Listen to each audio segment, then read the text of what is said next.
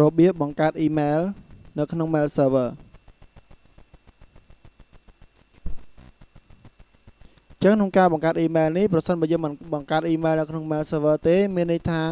គ្រប់ user អត់ទាន់មាន email ប្រើប្រាស់ទេចឹងឧទាហរណ៍ប្រសិនយើងចង់មាន email មួយសែនចឹងយើងទៅបង្កើតនៅក្នុង email ក្នុង Yahoo ឬក៏ Hotmail ឬក៏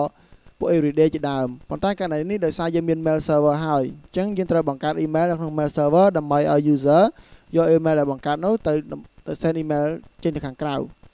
ចឹងទីមួយយើងត្រូវបង្កើត email ដោយចុចទៅលើ account យក account manager ចឹងគ្រប់ email ទាំងអស់គឺវាស្តុកនៅក្នុងនេះចឹងដើម្បីបង្កើតយើងចុចលើ new នៅត្រង់ full name ដាក់ឈ្មោះអ្វីក៏បានដែរ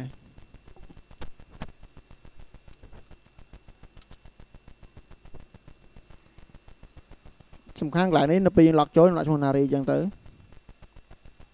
password បើយើងដាក់ក៏អត់បានដែរក៏វា error ដែរ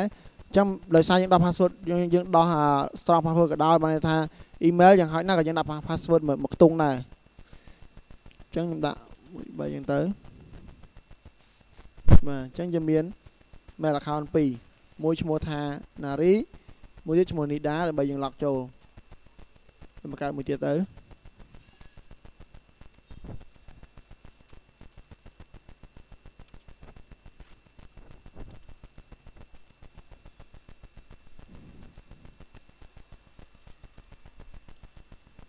ចឹងខ្ញុំអូខេចឹងនេះគឺជា email អូខេចឹងក្នុងការបង្កើត email ត្រូវបានបញ្ចប់